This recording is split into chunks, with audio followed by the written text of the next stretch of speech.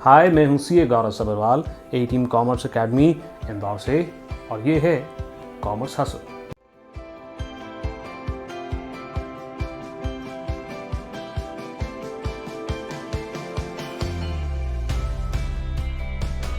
Welcome to the second part of this chapter. अगर आपने part 1 अभी तक नहीं देखा है तो उसका लिंक आपको आई बटन पे दिख रहा होगा, फटाफट से जाकर देख लें और फिर इस वीडियो से कंटिन्यू करें। इस वीडियो की सीरीज़ के अंदर जब हम इंडियन इकोनॉमिक डेवलपमेंट का पूरा कोर्स कवर करेंगे शॉर्ट में, मैं सिर्फ और सिर्फ इंडियन इकोनॉमिक डेवलपमेंट आपको पढ़ाऊंगा नहीं, साथ ही साथ में उसके शॉर्ट नोट्स भी बनवाऊंगा ताकि आपका रिवीजन करना बहुत आसान हो जाए। अब आप नोटिस करोगे तो आपको एक नोट्स का सेक्शन, जो भी चीज़ मैं डिस्कस करूंगा उससे रिलेटेड नोट्स आपको यहाँ दिख जाया करेंगे। आप कभी भी वीडियो को पॉज करके इन नोट्स को अपने कॉपी के अंदर लिख सकते हैं। इनफैक्ट मैं रेकमेंड करूँगा कि आप कॉपी और पेन लेकर ही इस वीडियो को देखने के लिए बैठें।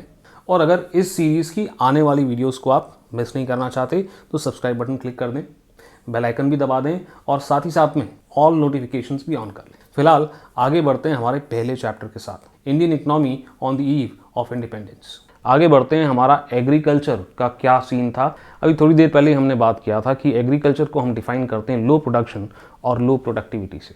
फिगर्स तो आपको नोट्स में दिख ही रहे होंगे। मैं बस इतना ही पॉइंट आउट करूंगा कि अगर आप वीट को देखें तो वीट का जो टोटल आउटपुट है 15 टाइम्स बढ़ गया है 2017 तक, और वहीं हम राइस की बात करें तो राइस 5 गुना बढ़ चुका है 2017 तक। वहीं हम बात करते हैं प्रोडक्टिविटी। अगर हम वीट की बात करें तो वीट की प्रोडक्टिविटी यानी कि आउटपुट पर हेक्टेयर तकरीबन 4.8 टाइम्स के आसपास इंक्रीज हो चुका है फ्रॉम इंडिपेंडेंस टिल 2017, और साथ ही साथ में राइस की प्रोडक्टिविटी तकरीबन 3.8 टाइम्स से इंक्रीज होगी टिल 2017।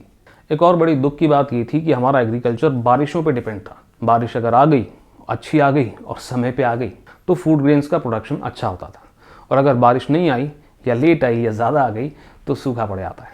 कई सारे फार्मर्स के पास ज़मीन थी तो सही, बट वो ज़मीन या तो बहुत ही छोटी थी या तो फ्रैगमेंटेड थी। फ्रैगमेंटेड का मतलब अलग अलग लोकेशंस पे थी, जिसकी वजह से उनका इरिगेशन टाइम कंज्यूमिंग और कॉस्टली हो जाता था। आप खुद ही सोच के देखो, एक छोटे से फार्म के लिए ट्रैक्टर लाना बहुत एक्सपेंसिव हो जाएगा, बट वहीं पे उस फार्म को बहुत बड़ा कर दें तो वहाँ पर ट्रैक्टर का इस्तेमाल किया जा सकता है और एफिशिएंसी फार्मिंग की बढ़ सकती है। यहाँ पर सब्सिस्टेंस फार्मिंग का डोमिनेंस था, यानी कि लोग प्रोड्यूस कर रहे थे खुद के खाने के लिए या फिर फूड ग्रेन्स को एक्सचेंज करके कोई दूसरी चीज़ लाने के लिए।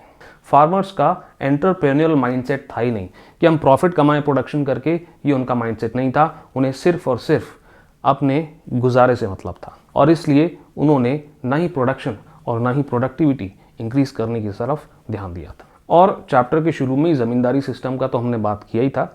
इस ज़मींदारी सिस्टम के चलते टिलर्स के पास इतना कम पैसा बचता था कि वो एग्रीकल्चर के डेवलपमेंट के बारे में नहीं सोच पाते थे। आखिरी बात हम यहाँ पर करते हैं फोर्स्ड कमर्शियलाइजेशन की। जब ब्रिटिशर्स ने इंडिया को ऑक्यूपाई करके रखा था तो वो फार्मर्स को फोर्स करते थे, या तो डरा के या तो लालच दे के, ये लो एडवांस में पैसे, मगर यहाँ पर तुम वीट या राइस नहीं उगाओगे, तुम्हें उगाने पड़ेंगे कमर्शियल क्रॉप्स जैसे कि इंडिको, जो हमारे यानी कि ब्रिटिशर्स की इंडस्ट्री का रॉ मटेरियल बनता है, textile industry to be specific. कि जो फार्मर्स थे वो इंडिगो तो खा नहीं सकते, उन्हें तो वीट और राइस खाना था, और क्योंकि वो प्रोड्यूस उसको नहीं कर रहे थे, अब खाने के लिए भी उनको लोन और उधारी वगैरह लेना पड़ता था, जिसकी वजह से सिर्फ वो नहीं, उनके बच्चे और उनके बच्चे के बच्चे भी इस उधार के तले दब जाते थे। चले हम फटाफट से बात करते हैं इंडस्ट्रियल सेक्टर की भी। शुरू में हमने ये तो डिस्कस किया ही था कि रॉ मटेरियल्स यहाँ से एक्सपोर्ट किए जा रहे थे बिना टैक्स के, और British goods, finish goods import करे जा रहे थे इंडिया के अंदर बिना टैक्स के। ऑब्वियस सी बात है, यहाँ पर इसकी वजह से इंडस्ट्रियल बैकवर्डनेस आ गई थी, और जो हैंडीक्राफ्ट्स की इंडस्ट्री यहाँ पर चला भी करती थी वो भी ब्रिटिशर्स ने बर्बाद कर दी। साथ ही साथ में प्रिंसली कोर्ट्स भी डिसअपियर हो गए। आपने देखा होगा किसी न किसी मूवी या सीरियल के अंदर राजाओं का दरबार लगा करता था, और वहाँ पे बेचारा गरीब अपनी गुहार लगाता था कि भाई मेरे साथ ये गलत हो गया है, राजा जी आप हमारी मदद कर दें। इन्हें हम कहते हैं प्रिंसली कोर्ट। अब ब्रिटिशर्स आ गए थे, गवर्नमेंट को उन्होंने और लेजिस्लेशन उन्होंने बना दिया था, जिसके बाद हाई कोर्ट, सुप्रीम कोर्ट वगैरह आ गए थे, तो ये प्रिंसली कोर्ट्स नहीं लगा करते थे। हैंडीक्राफ्ट इंडस्ट्री को प्रमोट किया जाता था इन्हीं प्रिंसली कोर्ट्स के द्वारा।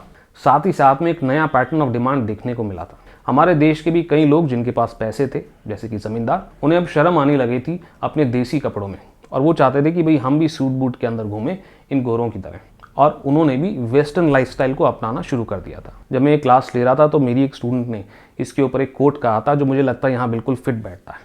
स्टूडेंट का नाम है यशस्वी, और उन्होंने कहा था ब्रेड खाएंगे रोटी नहीं, सूट पहनेंगे धोती नहीं। खैर एनीवेज, तो यहाँ पर एक बात तो क्लियर है कि डोमेस्टिक डिमांड हमारी कम हो गई थी। और यहाँ पर आखिरी बात, क्योंकि ब्रिटिशर्स चाहते थे कि उनके गुड्स देश के कोने कोने तक पहुँचें, इसी ऑब्जेक्टिव से उन्होंने railway with in the country transportation को बढ़ावा देने के लिए शुरू कर दिया था। और कोने कोने में जो कंज्यूमर प्रोडक्ट्स इंडिया के अंदर लोकल लोग बना रहे थे, उनको तगड़ी कंपटीशन मिलनी शुरू हो गई। अब ये बात भी हम डिस्कस कर ही चुके हैं कि ज़्यादातर प्रोडक्ट्स, फिनिश प्रोडक्ट्स ब्रिटिश से इंपोर्ट करे जाते थे इंडिया के अंदर। अब ये जो प्रोडक्ट्स होते थे ये मैन मेड नहीं होते थे, ये मशीन मेड होते थे। ज़्यादा फिनिशिंग इनकी बेटर होती थी और साथ ही साथ में इनको बनाना सस्ता होता था। और क्योंकि इंपोर्ट ड्यूटी तो ज़ीरो थी, ये बहुत ही कम कीमत पे बिक रहे थे। और इस प्राइसिंग और इस प्रिसीजन का कॉम्पिटिशन इंडियन गुड्स नहीं कर पाए और डिमांड कम होने के कारण ये इंडस्ट्रीज तकरीबन ख़त्म हो ही गई।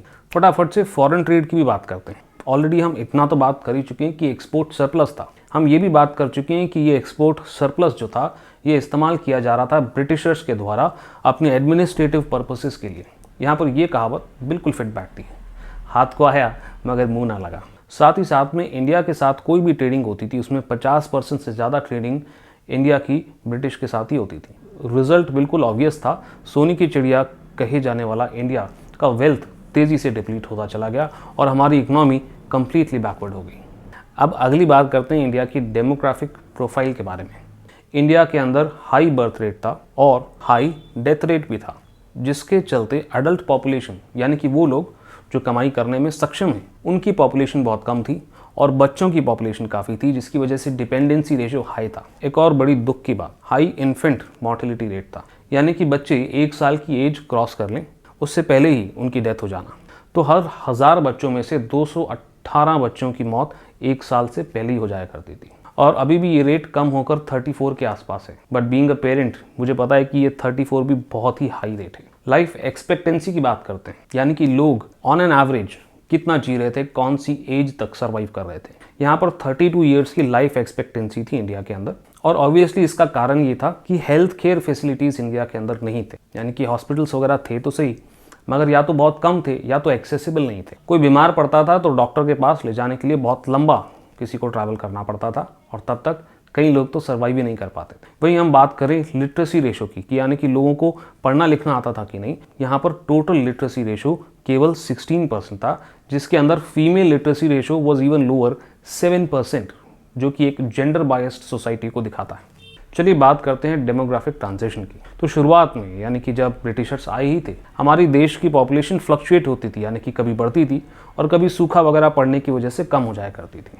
फिर आया फेज 2 1921 में, जिसे हम बोलते हैं ईयर ऑफ ग्रेट डिवाइड, जहाँ पर पॉपुलेशन अब एक कंसिस्टेंट रेट से ग्रो होना शुरू हो गई। इससे ये हुआ कि गवर्नमेंट का मेंटेनेंस एक्सपेंडिचर अब बढ़ना शुरू हो गया। एग्जिस्टिंग पॉपुलेशन को मेंटेन करने के लिए और प्रॉपर सर्विसेज प्रोवाइड करने के लिए गवर्नमेंट का सारा खर्चा लगना शुरू हो गया। And phase 3 was population explosion. Health facilities अब बेटर होने की वजह से बर्थ रेट हमारा हाई हो गया था और डेथ रेट कम हो गया था। इसकी वजह से पॉपुलेशन एक एक्सपोनेंशियल ग्रोथ रेट से बढ़ रही थी। Now let's also talk about the occupational structure. Agriculture की तो हम बात कर ही चुके हैं कि 72% के आसपास की पॉपुलेशन लगी थी और जीडीपी का सिर्फ 50% कंट्रीब्यूट कर रही थी।